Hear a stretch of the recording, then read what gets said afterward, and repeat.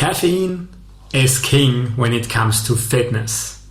And I personally love a good cup of coffee, which is why I've even dressed in coffee colors just for this video.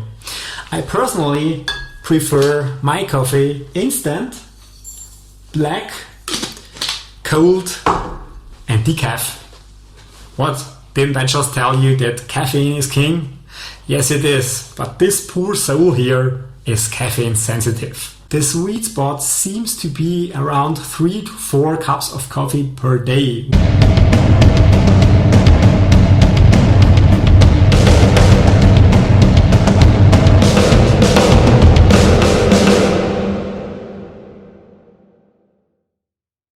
Hello and welcome to another video on this channel. My name is Alex, I'm a coffee lover and I know a thing or three about sports science and psychology. You can find the scientific evidence that I summarize in this video also in the according blog article on caffeine.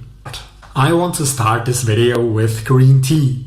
I know this substance isn't everyone's cup of tea, but green tea is actually pretty badass when it comes to health. It comes with antioxidant properties, which means that it can help in prevention of certain cancers or age effects. If you are a smoker, then your skins are exposed to a lot of cellular stress, oxidative stress, which makes you look older a lot faster than non-smokers. And oxidative stress can also come from other sources, such as just life stress. So the more antioxidants you have, the easier it is for your body to stop and slow down these processes. Of course, you can't stop aging, but you can at least do something to slow it down. And antioxidants are your secret weapon when it comes to anti-aging effects. And of course, training, lifting heavy, or cardio even has antioxidant effects. So green tea is just one more thing in your arsenal against getting ill, getting sick, or aging in general. Another substance that is found in green tea is theanine. This substance is also found in other natural teas and has especially high concentrations in black tea. I say natural teas because there is no strawberry cheesecake plant, at least not to my knowledge. So if you find one, please tell me and let's get the Nobel Prize together. The thing is, theanine is pretty good for your sleep. It has relaxing and stress relieving effects and can help you to sleep better. It was shown to alleviate the effects of caffeine on sleep patterns, which means that it makes you actually sleep better even if you have caffeine. This is a good thing because green tea contains also little amounts of caffeine. And because there are so-called catechins in green tea, synergies of caffeine consumption arise. This means that green tea together with even more caffeine can increase your fat burning rate. There is research on that. This is due to the caffeine content of green tea as well as the catechins. And if there's even more caffeine in your body, your heart rate rises and your metabolism actually increases, which means easier fat loss. And green tea also was shown to increase insulin sensitivity. In this case, studies found that after green tea ingestion, the body needs less insulin to clear the bloodstream, which means it's more efficient in shuttling nutrients to where they belong to. Yes, of course, this sounds too good to be true. Green tea is actually a great product. However, those effects are not as strong as you might expect, which means that green tea won't make you from beanpole to bodybuilder overnight. It can aid some support, and if you're already a tea lover, why not just switch to green tea? However, if you're not really liking the taste, you don't have to force drinking 5 cups of green tea every day. So you can't just live without green tea and still make good progress. However, please be careful which products you buy. Green tea extract was shown to lack certain nutrients, which means this diminishes the effects. Focus on natural green tea in a bag or just by buying the green tea leaves and making your own tea from it. Now, let's focus on coffee, probably the most used energizing drink and stimulant all around the world. People love coffee. Let's see what it does to your body. Similar to green tea, coffee is a little wonder boy.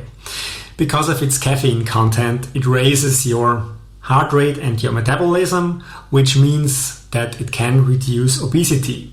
It also can reduce certain diseases such as fatty liver disease or others. Coffee has one particular effect that's very important for us physique athletes. Coffee, or the caffeine actually, helps your body to release fatty acids from the body's fat stores into the bloodstream. This is actually pretty awesome if you're having caffeine before you're starting to train, because there will be fatty acids in your bloodstream ready to be burned off for immediate energy supply. So this might not be the reason why pre-workouts contain so much caffeine, but the reason can be that this is a stimulant, and caffeine as a stimulant can reduce pain sensation and make you more awake, which benefits clearly your workouts. I personally don't take caffeine or a pre-workout because I'm so sensitive. I even tried to habituate myself to caffeine and to have a lot of caffeine over a certain period of time. Spoiler, it didn't work. So I try to go decaf as long as I can, and sometimes I have a little coffee, but not really before training. This is actually pretty sad for me. Also because higher doses and higher amounts of coffee and caffeine have been shown to increase the efficiency of glycogen resynthesis. This means that the body can shuttle those nutrients into your muscles faster and more efficiently. So I don't get this effect. But if you're having a lot of coffee and you're not as sensitive to caffeine as me, you might recover faster from your workouts and you can bring peak performance earlier. What's more, coffee also has some other unique properties that are good for us physique athletes. For instance, it decreases the concentration of ghrelin in the body, and ghrelin is actually a hunger hormone, so coffee can be appetite suppressive. And this also increases the sense of fullness. Pretty awesome if you ask me. So how should you drink your coffee then? I know a lot of people love to add milk and sugar to their coffee. If you've seen the video on soft drinks or on carbs on this channel, you know that sugar, especially in liquid form, actually is the big bad boy when it comes to fat loss. Sugar in liquid form is absorbed pretty easily by your body, which then leads to an insulin spike. And insulin is there to shuttle nutrients into your body's energy stores. So if there are fatty acids available in your blood, and you can bet they are if you're ingesting full fat milk, then this is actually a recipe to get fat. And that's the reason why the most optimal way to drink your coffee is black. Yes, now you might say that just adding milk without the sugar can be better. Yes, that's true, but you're still getting fatty acids your body might not really need.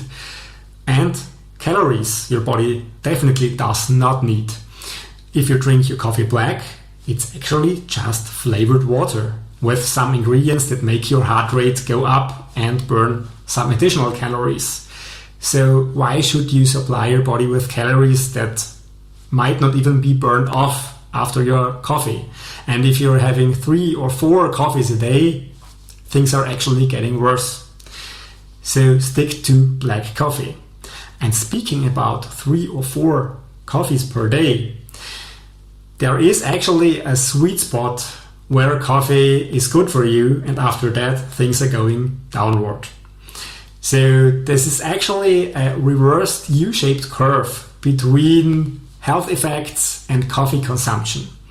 The sweet spot seems to be around 3 to 4 cups of coffee per day, which means you can reap maximum benefits from coffee. Having more than 4 coffees per day actually can reverse those health effects and make you more prone to certain illnesses. When it comes to green tea, the upper limit seems to be around 6 cups per day because green tea contains less caffeine than coffee. And what about caffeine supplements? If you're having caffeine pills, it should be clear that most nutrients found in coffee and green tea are not present in pill form. It's just the caffeine. So you elevate your heart rate and your metabolism, but you might not get the protective effects against cancer and other things. And I also teased it before, when it comes to supplements such as pre-workouts, there's also caffeine involved. However, you can't really tell how much caffeine that is, and you should be careful of overdosing your caffeine. If you're getting dizzy and seeing stars during a workout after you had some pre-workout, this could be an indicator that you ingested just too much caffeine for your body. And I personally tried to have 2 coffees before a workout a few months ago, and the end result was actually a worse performance because I was seeing stars. Without coffee, I actually don't see stars when I'm training heavy. So the caffeine and the elevated heart rate did their parts and actually were bad for me. So you also should not overdose your caffeine because of the adverse health effects. What's more, when it comes to pre-workouts and other supplements, they are in most cases rich in other nutrients such as carbs. Most of the time it's just sugar. And why would you ingest sugar before your workout if you actually wanted your body to burn off some fat or fatty acids that are circulating in your bloodstream? So the sugar you're ingesting actually can be a hindrance for your body to get into those fat stores. And now a lot of people actually live on pre-workout and it runs through their veins. They can't go without it. That's fine. But still have a look at the labels of what you're buying. You don't want excess sugar in your pre-workouts and you don't want huge amounts of caffeine in your pre-workouts if your body might not even be able to handle that much caffeine. Trust me on that. I'm sure I'm right.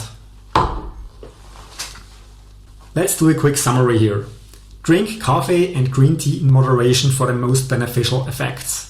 This means you can have up to 3 to 4 cups of coffee per day and up to 6 cups of green tea. You can also have some other teas as well because they also have some favorable compounds in them. You can use coffee strategically as appetite suppressant because it increases the sense of fullness. So if you're getting cravings, you might just have a cup of coffee. The thing is, drink your coffee and your green tea naked. Drink your coffee black just as flavored water, which means that there are no additional ingredients in there, no sugar and no milk. This helps you the most for fat loss. And when it comes to supplements, you should actually stick more to the natural products because the supplements may lack some of the favorable compounds found in coffee or green tea, which is why their effects are just restricted to the effects of caffeine, but not to the other compounds found in those natural products. And that's it for the video on caffeine. You've learned how coffee and green tea can support your fitness journey to a strong, muscular and lean body. Thank you so much for watching. Please share this video, comment below, and subscribe to the channel if you haven't yet. Please also don't forget to hit that like button. Send it to oblivion for me. Please help me grow here on YouTube and to make the algorithm work in my favor. Do it because I'm Mr. Right.